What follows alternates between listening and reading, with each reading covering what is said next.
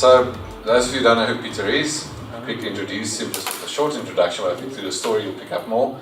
Pieter is currently the CEO of the Mergon Group, and the Mergon Group, those of you who have come a while in the church or in Pretoria or life work, you might have seen Francois Fanica. Francois has a lot of us know him. When Francois has started Mergon, Pieter will give us a bit more of that, but he's given over the reins to Pieter quite a couple of years ago already now. It's on 9 years.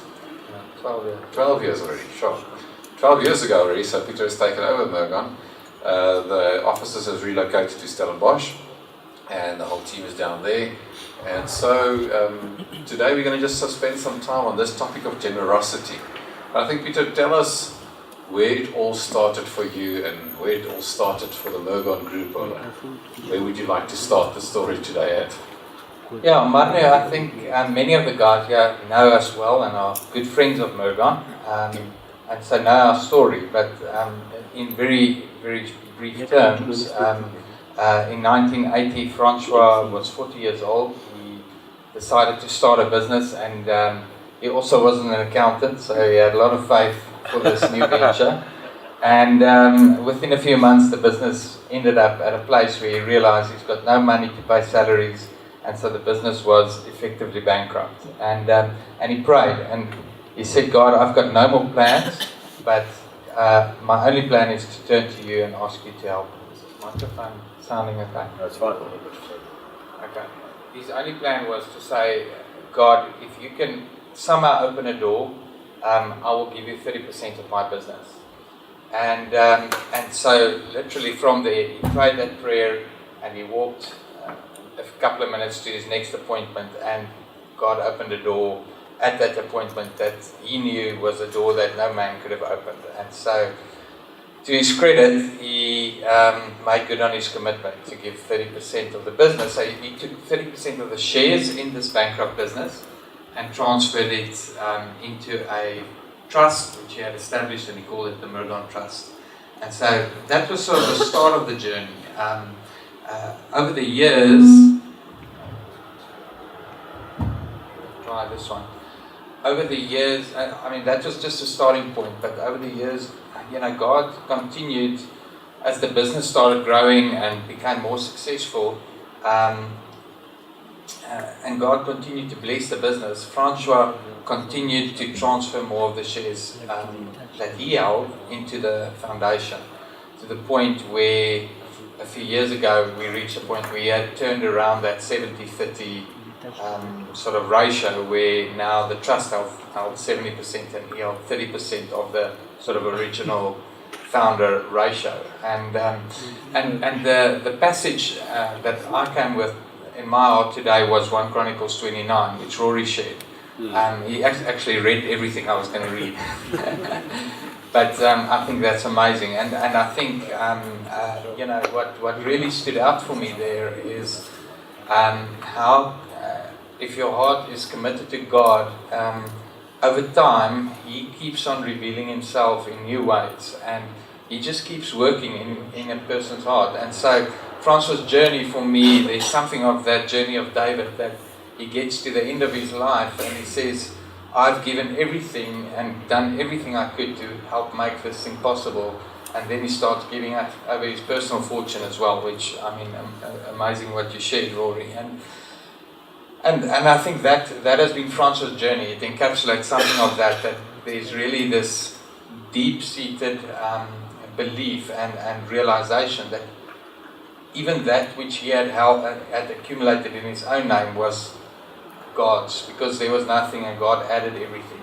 And so for him it's a case of, as this conviction grew, just keep on giving and transferring more for this, for what God had put on his heart. So what started off as giving away 30% has now grown to about 70% that you are giving away. 70% of the shares has been transferred. And I mean, pretty much most of what Francois still has in his own name is also earmarked for related ministry type of work. So Francois has no desire to die with a lot of money.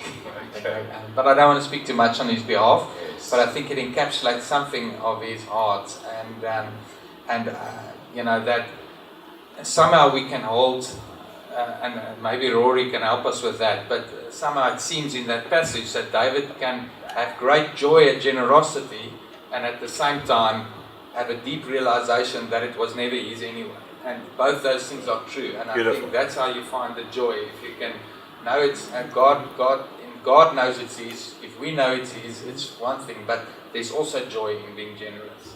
So I think both those things. Beautiful. Are true. Peter, tell me, how's things progressed at Mergon over the last 12 years? I mean, although the percentages was there from the beginning and there was a certain percentage of money given away, and Mergon was actually a small company in a certain sense. I mean, great in value, but small in personnel and people. But the last couple of years, you guys have grown actually to quite a strong company, numerically, in people capacity and everything. But your whole strategy has also changed. Your approach to giving has sort of evolved, if I can use that word. Speak to us about that a little bit. How's that evolved and changed? So when Francois had given the 30%, so if we must remember that he had given the capital, so he had given everything already. It wasn't an anxiousness for him about how much is flowing out and how much is being reinvested. In his mind, it was, God was a shareholder in his business from that day on. And as per a normal shareholder relationship, the shareholders look what's in the best interest of the business at the time. And so for the first 25 years, Francois basically just the giving out of Mergon was sporadic as there was funds available, but the emphasis was on growing this business. And if you're thinking of building something that's substantial, it takes some time. And I don't know how many people in this room, definitely not me, have invested 25 years to build and to develop deep roots. And so that has been the journey for the first 25 years. And around 2005-06, when I joined, it happened to coincide with a time where we realized that this has now become something substantial, and we need to start thinking differently about the money that flows out of the business. And so we decided that we wanted to become a lot more focused on growing the distribution capacity of Mergon. And that took a lot of faith, because we had great investments and we could sort of keep growing. And I don't think Francois' view was ever to just grow, but it was sort of a sense of the season that God had for Mergon. But there was a definite sense of a season change, that the first season was about laying deep roots or developing deep roots and laying strong foundations, and the next season was about stewardship and growing the influence and impact and the work of Mergon. And so so over the next season we grew the distributions dramatically. It required faith. We have kept a list of prayer requests, like, I think you all know there's the bigger prayer requests and the smaller ones. The bigger ones are like, God, I mean, there was one day where we were working on a deal to sell some shares, and we had been working for months, and that morning where we had to pay out funds to ministries, the cash landed in our bank after months of work. And so God has really been faithful through all that He's always provided. Often you can, anyone who's in private business know that sometimes, capital is there, but the cash flow isn't necessarily there. And God has blessed us that we have been able to grow the cash flow consistently over the last 12 years. And so, so we started off with very much, what that has allowed us to do as we've grown is it's allowed us to start building capacity in terms of how Mergon stewarded the outflows of capital, and to start investing in other capacity to think strategically about how we can influence certain areas of our country and so on. And if we hadn't made that change to become a lot more sort of bold in our distributions, we would never have built that capacity, and probably wouldn't have progressed in terms of the ability of Mergon to make a difference. Pieter, a word you've used a couple of times now, and I know there's lots of business people sitting here, and also Ted are very generous, and I think Rory's laid a fantastic foundation about generosity. but you guys have linked generosity and stewardship closely together. Stewardship is one of the topics that we handle at LifeWork, but for you, those two concepts are almost inseparable as a company, just from a private perspective. So I'm not saying that is the way it should be. How have you married, and how are you handling that aspect of joining stewardship and generosity? Yeah, so I mean, we never speak about generosity in our business. It's always about stewardship, because everything belongs to God, and we certainly want to cultivate that. We are there to be the best possible stewards of what God has entrusted us with. That doesn't mean that we cannot be generous as well, you know. So in stewarding that, we feel part of our stewardship role is to be generous with our time, with our relationships, and various other aspects that we have, and generous in encouragement and in serving people and so on. So you know, I think generosity, even though we have a stewardship mindset, it comes from a spirit of being generous and of abundant spirit, that we serve a God who has abundance, you know, and it's not a, what do you call it, a scarcity mentality. I recall having a conversation with Francois one day, and then he was sharing, he said, and maybe it helps some of us here today, where he said he's never seen himself as a generous person. And I was quite shocked with his statement. And I thought, no. He says, Marno, I never had this feeling as growing up, as I think I'm just this person giving everything away, but I've learned in stewarding God's means and capital that he became generous. So in other words, he was saying to me, I think, he actually made the statement, he said, I think generosity is something you can learn and you can grow in. And he just used himself as the example of he didn't see himself as that generous person, but he's grown, and the way we've known him today, we know he just wants to give everything away. So there's a progress, and I think that's what I'm hearing in your story as well.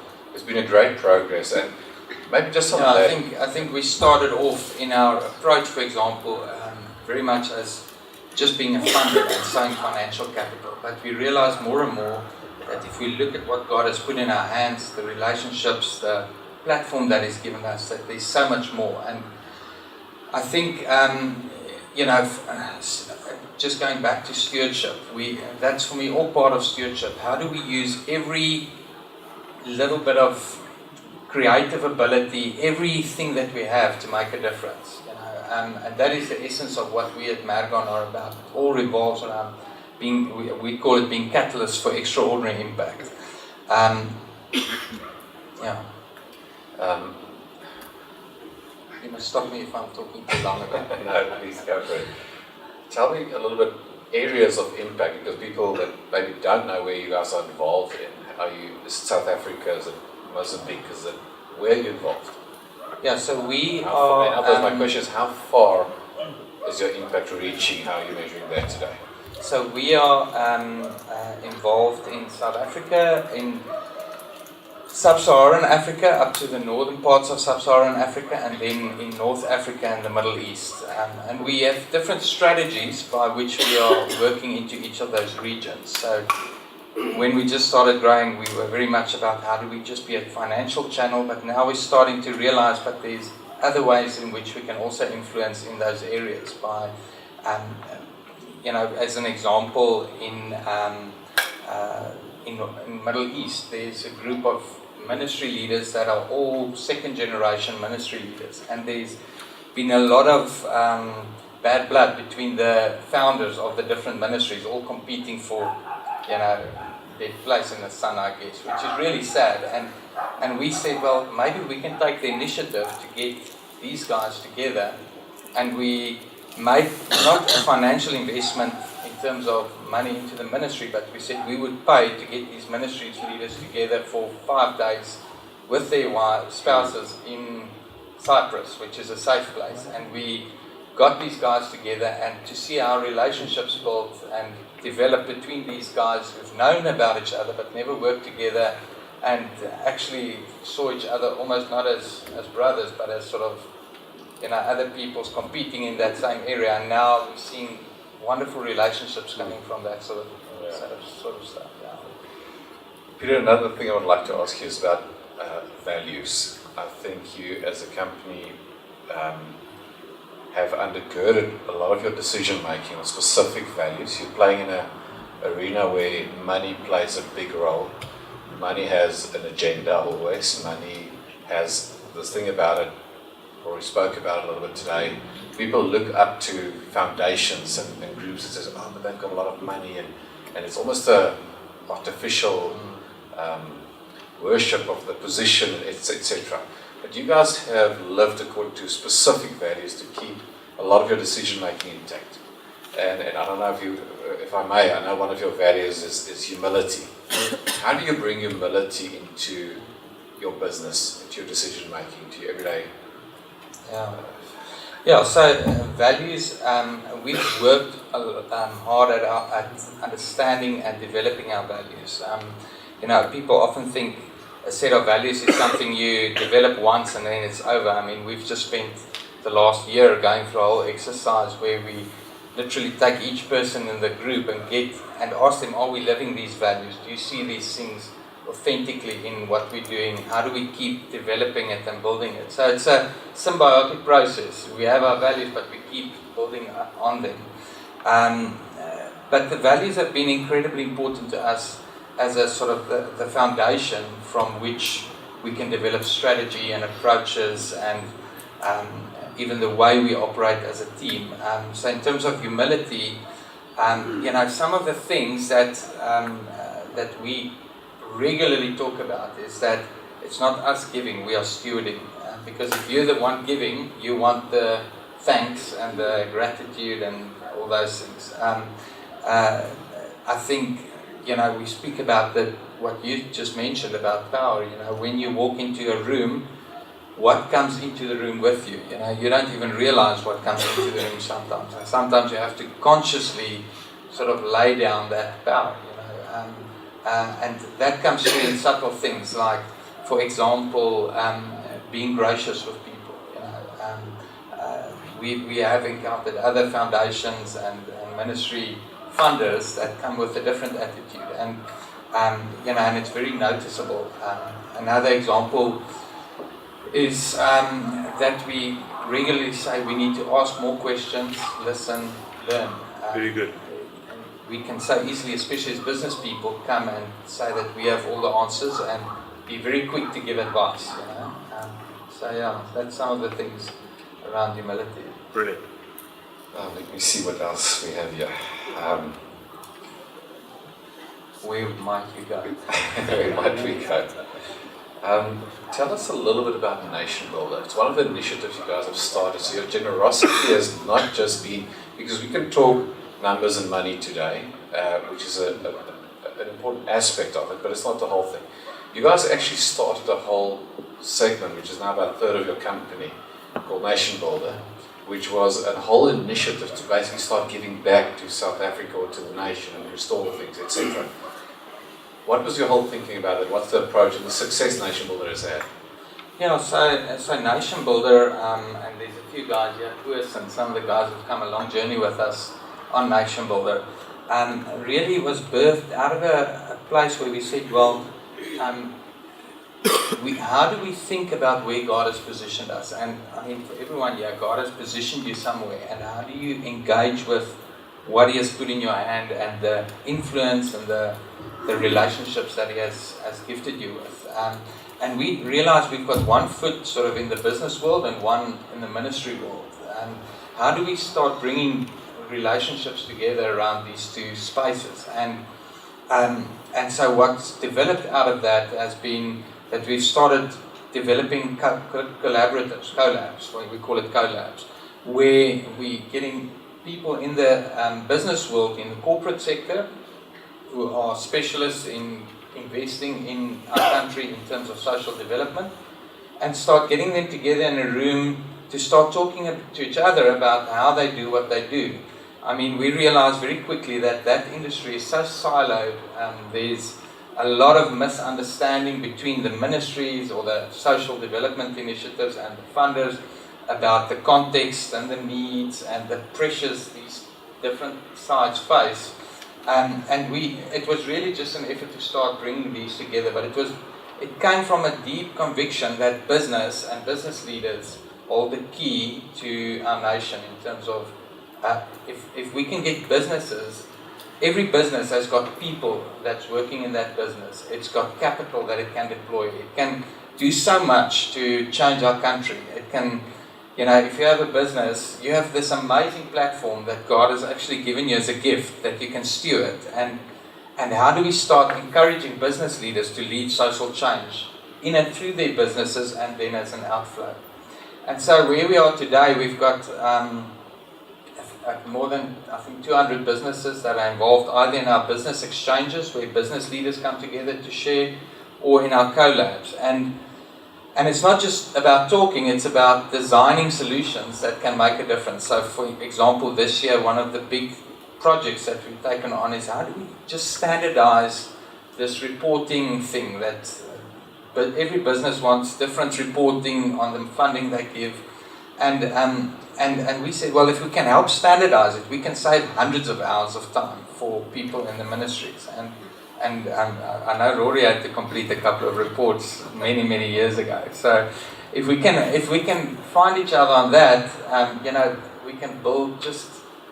And also in the key don't only lie in the tools and resources that we come up with, but it's in that journey where people talk to each other, they can share ideas, they can get to know each other's hearts, and they can really learn from one another. And so I think it's a great example of how we could have easily gone and said, well, we are just funding different organizations, but where we actually took the time to go and sit and think about what we can do and where do we see opportunities. And I think all of us here are differently positioned and uniquely positioned.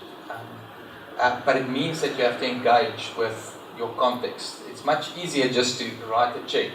But if you have to start engaging with your context, that takes time and resources. And for us as business leaders, often time is more scarce and valuable than capital. But the thing is, if our hearts get drawn into it, then the money will follow. And Rory, you spoke about generosity and how it will, how it has the power to change our country, and I absolutely agree with it. We had a board meeting last week, and we spent probably the best part of 4 hours on sort of an abstract discussion around what would be the dominant idea that would change our country. And because we were thinking we have to change a few things in politics, and we had some interesting ideas floating around the room, and the place where we found consensus, and you skirt around a lot of stuff, and then suddenly you go deep, and you just know this is from God. And it's not very complicated, it's actually simple. It's sharing and generosity, and not the type of generosity that actually makes people angry. There's a generosity that can make people angry, where you drive in your a Rolls Royce and you give a guy £5. That's not a generosity that changes a nation. And I think there's a generosity that changes a nation that we need to cultivate in all our hearts. I think we've become very good at building walls around our hearts in South Africa, building these fences, and so we've thrown money over the fence. It saddens me when I still get calls from people who say, you guys are in fund ministries, we need to write a check before the year end to get our tax deduction to a ministry. Who do you think we can give it to? And that just saddens me, because there's no authenticity and real engagement and to a commitment to generosity, but also to creating a better future for our country. So I absolutely agree with you, Rory. Generosity, I think, is a key that will unlock reconciliation, restitution, so many things. Agreed. Pieter, so we haven't even mentioned today the amount. Very often people feels, what is the right word, overwhelmed with the amount that, let's say, Mergon is giving away. And I'm thinking, they're giving such a massive amount, so what is my 2 cents going to contribute or change? but you've spoken about stewardship and the influence you can have in your business. What are some of the lessons you've learned over this time that you would be able to, let's say, share with an audience like this today to say, not looking at amounts, what are principles, something that you've learned over this period that will empower any one of us today?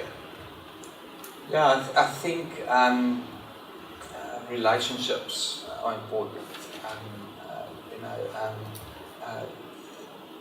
The successful ministries often get thrown more and more people throw money at them, and they just end up burning themselves out because the demands are just that they need to become more successful and have more impact. And so I think it's about building trust relationships with people that you want to engage with and want to walk a journey with, and being committed to walk a journey with people.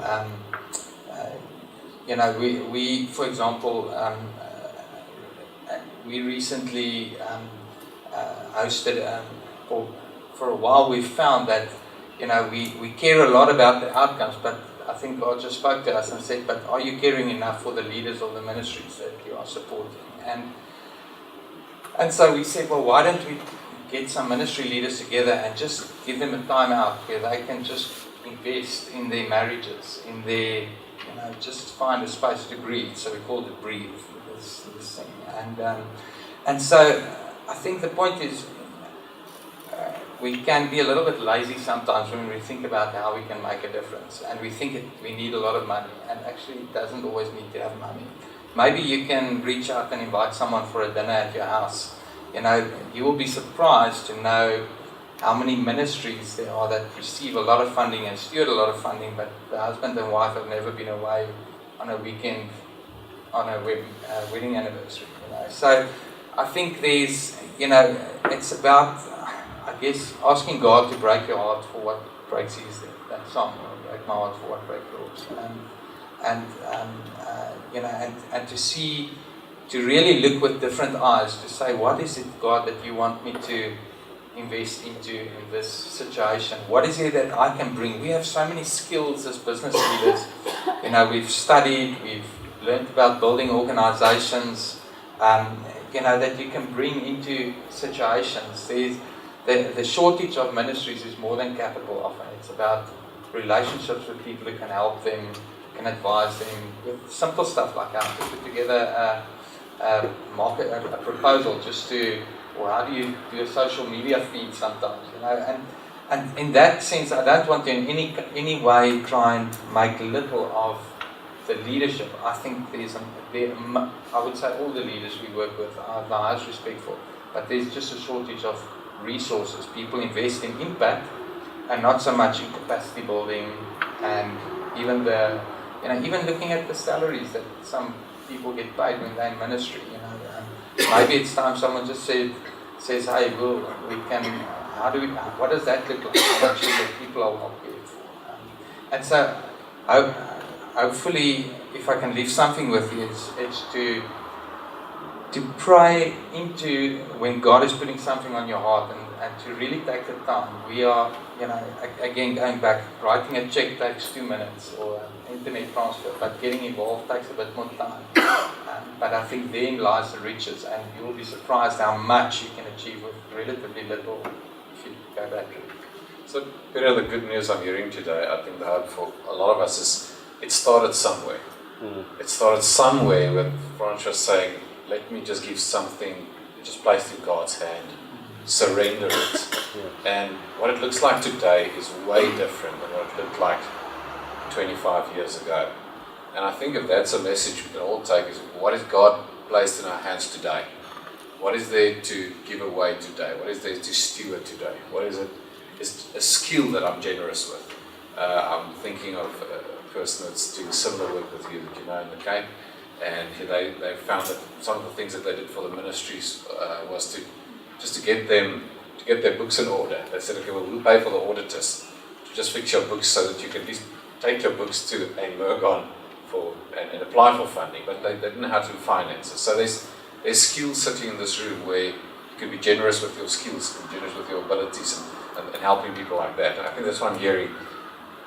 Beginning days of Mergon was just write the checks. That's when we were still writing checks. Okay, so and today it's listen. Let's get involved in our country, get involved in ministries, in projects, etc. And it looks very different today. So, but there was a great growth cycle for Mergon. Yeah, it's been a learning curve, and I think again, maybe our nature as business people are to think too quickly we have the answers, and I think we can spend, maybe as another sort of learning from our side, to take enough time to ask questions and understand and find out if you have something that you're passionate about, who's working in that space, and why are people doing things that way. There's reasons why people are doing things in the way they are, and so our ideas, it took us a long time before we started developing our own ideas in terms of saying we can do this in a certain space, because we just didn't have necessarily the depth of knowledge, but go and speak to people who are doing things, and then you'll be surprised how much we can learn. Well, I think it's out of the scriptures we heard earlier, we heard that you need to be willing. And what I think we've heard is Pieter sitting here, and he could have told you how to run the Atterbury board meetings or the King Prize, whatever, and various businesses they've been establishing. But when you sit and listen to somebody, what is really in his heart comes out. And the thing he's been speaking about this often is get involved in ministries, get involved in change, being generous, be a good steward. So I can't sit here today and say, but Pieter, my excuse is I don't have the amount of funds that you guys have, because you didn't mention how much you're giving away. So my R5 is maybe as important. And my excuse might also not be, as what I'm hearing you say today, is it doesn't count for me saying, oh, but I don't have everything in place the way you guys have it, because you never had it in place. But I can start somewhere, and I can start with something. If I can start there, and there's a willingness to help, it seems like God will take me further. And I think that's what He's done with you. So that's correct. I think it's a journey, and we continue to learn, and we obviously make mistakes, and but what we are really passionate about is discovering not just how to steward the finances God has given us, but the platform and the opportunities that He has given us, and how do we as Mergon, we are also a business. Yes, we invested in a lot of businesses, but how do we cultivate an environment where all of us feel that we are part of this ministry team, whether you're a secretary or a business or in ministry, but we have a sense of shared purpose in our team, and we threw out this sort of challenge to the team and said, well, if you are the personal assistant, what can you do that will not cost necessarily, it doesn't have to cost a lot of money, but what can you do to invest and get involved in some of the work that we are doing? And I said, well, maybe we can invite the PAs of these complicated ministry leaders who have no gift for administration. What if we can invite them for a meal and just encourage them, and so there's a lot of opportunity if we look for it, and but we need to be creative, and we need to sit down and throw out some ideas, and you'll be surprised what comes out. There's Ron. Ron, I think we've got about 10 minutes left. Can I open the floor for some questions to Pieter?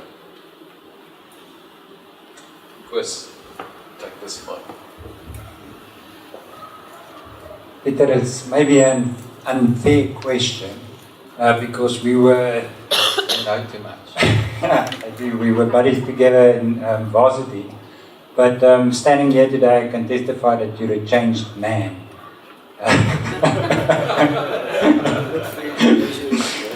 So, if you wouldn't mind just sharing, what's the key things in your life that changed you? Thanks. I think there's, if you're asking me, I would say three things. I think being in a local church that has lit a passion for the lost and for God's work. We had the privilege of being in 3CI for many years, and it really shaped a lot of my thinking, and it to the extent that it also shaped some of my decisions around my career at a very critical point. And part of my decision so I was at PwC for 7 years, to leave PwC and get involved in something more entrepreneurial, which I didn't know what, but I knew I wanted to be somewhere where it's entrepreneurial and where I can make a difference, either in my personal capacity or through what I'm doing in my work, and that led me to Mergon.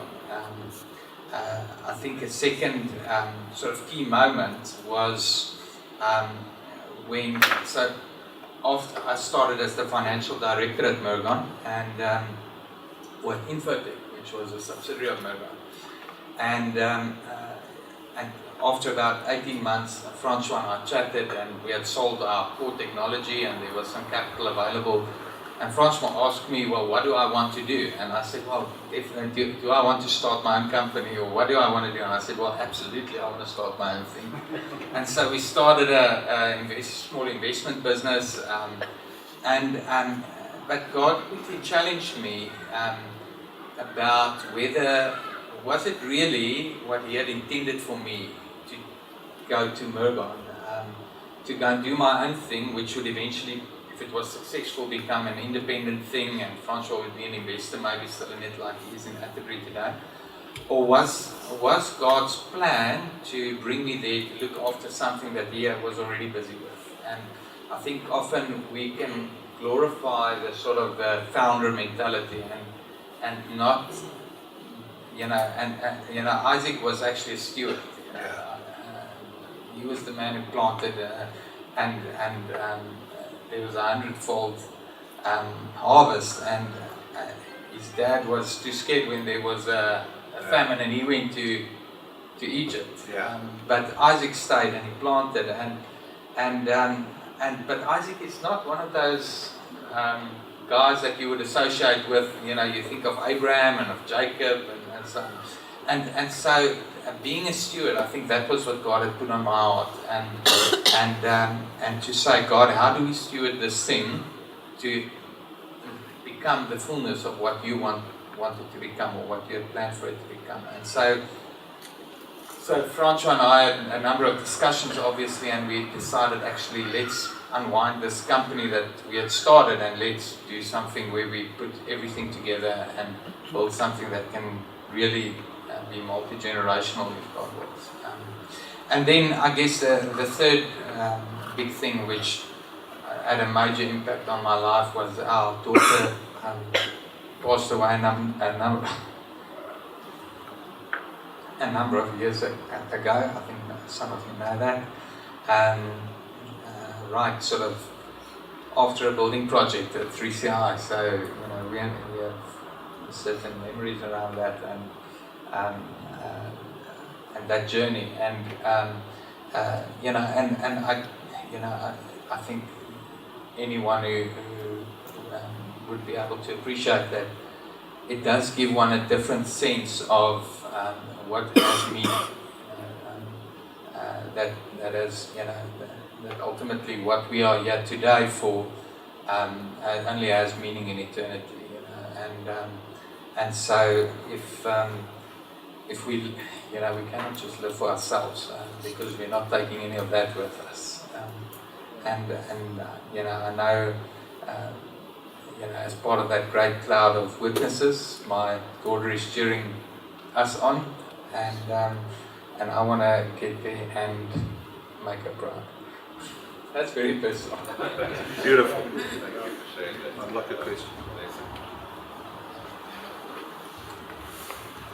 I think, Pieter, I don't think people realize the role that you play in this country. You're probably one of the biggest businessmen in this country with the portfolios that you look after. I don't think people are aware of that. But it's not so much a question. I think much has been said of Francois' generosity.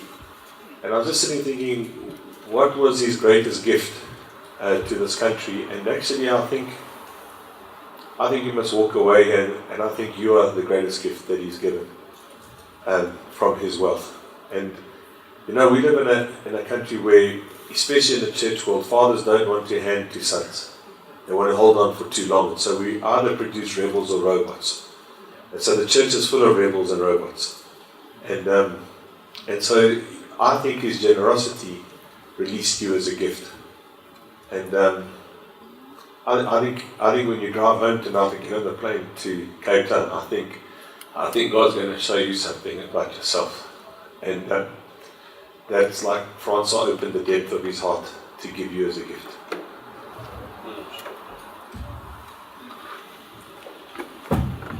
Pieter, thanks again for your time coming out here.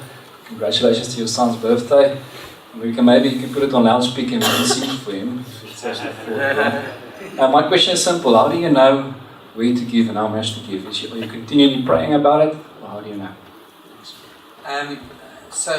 So we have a team of,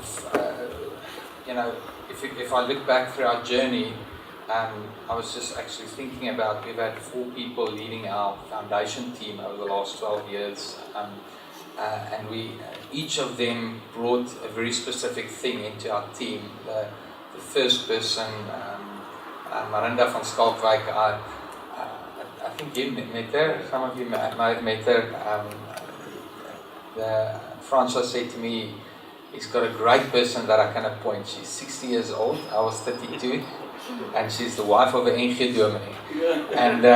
And she was a huge blessing, and she brought with us, she really brought her heart into our organization, which, Francois is a business guy, but Marinda brought that warmth. So often we would sit and talk about some of the ministries and tears would be flowing from her face. And so we needed that warmth, that heart, and that's been a constant, I think. That's been sort of a foundation that she laid. And then the second person, Elaine Rist, who played an integral role in bringing some structure to what we do. And when we moved to Cape Town, she couldn't join us, and so another guy who was part of the team started leading, and he had a lot of relationships into different places where we didn't have them. And then now we have a wonderful guy who has really gifted in strategy, and so it somehow feels to me that God has put these different people in different seasons in place, and all of what they've brought together over the seasons are still part of the DNA that we have today.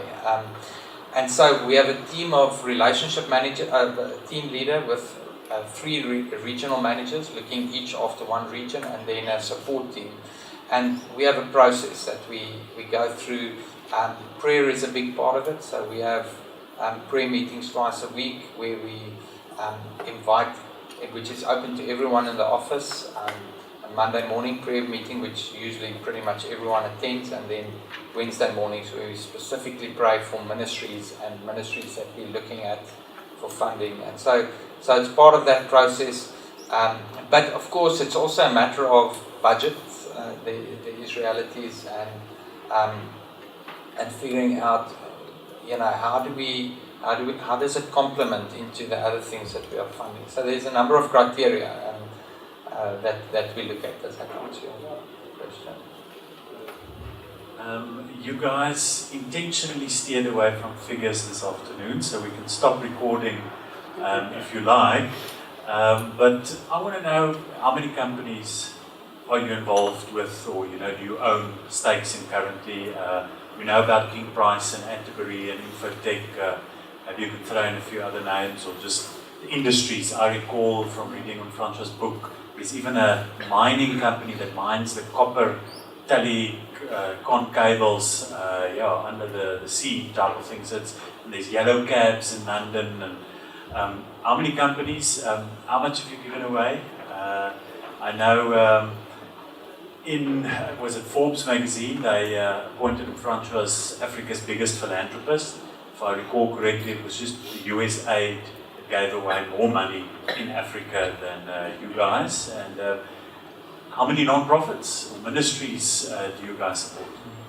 So it seems I'm always worried to talk about the numbers, because I really fear God is going to do something to me if we talk too much about it. But But in terms of our portfolio, so we've got about 12 businesses in our portfolio, and the essentially our approach is we feel that as stewards we want to see growing distributions, and that is our central and primary mandate. And if we want to see growing distributions, that means you must grow your capital base. So you want sustainable growing distributions.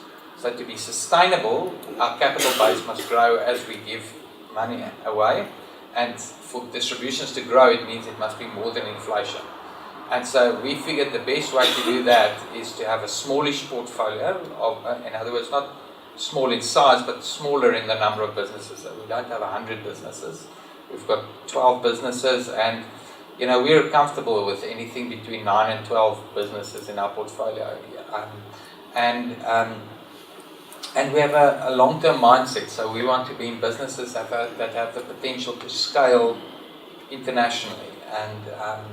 And so that's sort of the essence of how we think about building our portfolio. We are trying to focus on certain industries, just like in anything in life, focus helps. So if you, primarily at the moment we're in property, primarily in Europe, and then financial services, and then some technology businesses. And then there's a few sort of outside those core focus areas that we are watching and seeing where that goes. So that's on the business side. Out of this portfolio of businesses, which is a lot of it is private, so it means it's sometimes quite tricky to manage cash flows because they're not all giving us dividends. So we really have to, scramble sometimes to figure out how do we generate the capital that we're going to make distributions from. So sometimes it means selling a business or selling shares in the business, sometimes it means that we introduce some debt to help transition us between different seasons, and so we try and be as creative as we can around that. And from the proceeds, so at the moment we are funding about 100 ministries, 120 ministries all across Africa into the Middle East, and our budget is for this year was about 115 million rand. And so over we actually started quite small 15 years ago, as I explained to you guys, but we've the total distributions have been over 1 billion rand in the past, since the last 12-13 years. Phenomenal. And it keeps growing. We are also challenged at the moment. We've probably overshot. We have to balance it nicely, and we've overshot in terms of our courage in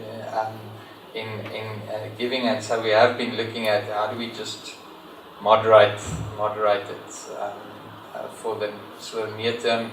Part of I get a bit more complicated, but you have to manage the growth in your portfolio, the diversification, and the giving out of it. All has to sort of work together to make sure we have that sustainability. But I think what's exciting out of that is that we are really getting great feedback internationally from a lot of the world-class foundations who are firstly surprised that there are something like this coming out of Africa, and I don't know why they should be surprised, but that there's really an opportunity for us as Africans who understand Africa, and more people are getting that there's an opportunity for us to walk into that space and start building capacity. There's too few people who understand and have built capacity in understanding the broader social context and investing into that. So that's exciting. And maybe just the last thing to say, what really exciting for us is to see how generosity, so I don't know, some of you may have been on a journey of generosity, and how generosity is growing in Africa under business leaders, realizing more and more that they need to play their part. So, you think of Sierra Leone, we've funded some generosity workshops there, and the business leaders are giving, and it's not about how much, but they are responding to the message that God has called us to be generous. And so for me, that's really exciting that God is raising up business leaders everywhere across Africa. I guess the question is he doing it? Yeah, I believe he can, and he's put a lot of resources here. But we are being pushed in that respect almost by our brothers up and north in Africa. Maybe one more question? Because you already used yours. It's not a question, it's a comment. Okay. Maybe answering of your question. Just on nation builders, we as a company, we also struggled with knowing where to give. So we employed a missionary, so that to us was easy, because then we knew every month the deduction will go off and we won't lose track of it. That was easy. But then at one stage we had on our labels 30 cent on the label, that's like a social tax, and that we used for giving. But the problem with that to us was we had to then administrate a trust. And as it just happened, you appoint people and they're not as trustworthy as you think. So suddenly you're running a business, but you run into all that trouble of administering this monster that you've created. And that's not our focus. We must be in business. And then we tied up with Nation Builder, and it helped us to know that they vet a lot of places. And if we, let's say through the people that's on our payroll, our giving is not enough, then we know without problems we can just entrust the people they selected and just contribute there. So it just made it easier for us not to administrate the system of ourselves and just join with what they're already doing through the Nation Builder vehicle. Yeah, thanks for that, Chris. I want to echo that. So we did distribute a link on our WhatsApp group, but of course no one was looking on their phones while you guys were talking. But if your company or your organization would like to get involved with Nation Builder, you heard today that they not only check them out and make sure that they're stewarding the money well. So the money that you sponsor will not necessarily go to the non-profit directors, new BMW. So there's a tedious process, and they meet a few times a year with them and make sure that the money is stewarded in a responsible manner. And they also come and sit with you and figure out what is your organization or company's DNA. So is it towards rhinos or saving the whales or orphans or which geographical area, and together they then say, okay, but we can suggest these 2 or 3 or 10 non-profits or ministries you can get involved with. So please go and see how you can also get involved with that. Maybe one thing to add, something we are really excited about is we are starting to work on an initiative called Business with Purpose, where we want to see how can we serve the business community in a way where we can help them on a stewardship journey, but also to capture some of the really cool stories and testimonies where maybe you and your business have thought a little bit differently about how you engage your staff, or changing, just think about how a business is a melting pot of diversity and how you've built reconciliation in that. And so stories of how business has been a force for change in our country. And so we want to capture those stories, and we've got a bit of work to do, but I'm sure there are stories in this room that we would be able to go and hear from and just share these stories, because we have one story, but there are a lot of people doing amazing things in our country, and a lot of people whose stories should get shared so that people can realize that when the next time someone comes and says, there's no brotherhood in our country between, let's say, black and white, let's say, but hang on, I heard this story. This is an amazing story. That shows it's not true, and so we want to get that good news out in different places and on different platforms in our country. There's another question. Last, very last one. Is it a short one? Short one, quick.